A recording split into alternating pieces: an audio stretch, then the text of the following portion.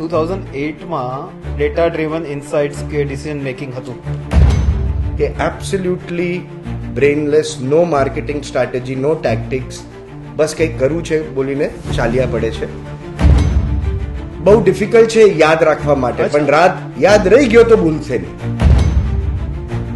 Digital marketing એજન્સીની જરૂરિયાત કેટલી પડે? It's already done. It happened 2 years back. Suppose I M running a business, હું ChatGPT ને કમાન્ડ આપું કે તું મારા માટે સ્ટ્રેટેજી બનાવી દે. તમને પેજ નંબર જ નથી ખબર કે આ છે, શોધતા રહેશો. એક માણસ કેટલા વર્ષ શર્ટ્સના ઉપર કોન્ટેન્ટ બનાવતો રહેશે?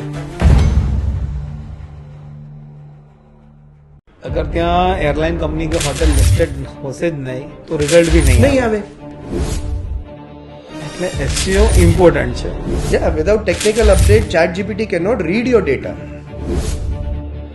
એ SEO થી મોંઘું છે, તો એના કરતા SEO તો પહેલા સ્ટાર્ટ કરી લો. આગળ જતા SEO માં ઇન્વેસ્ટમેન્ટ કરવું જોઈએ કે ના?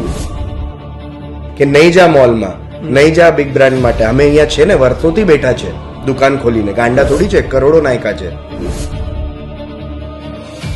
ChatGPT ડેટા ક્યાંથી કાઢે છે?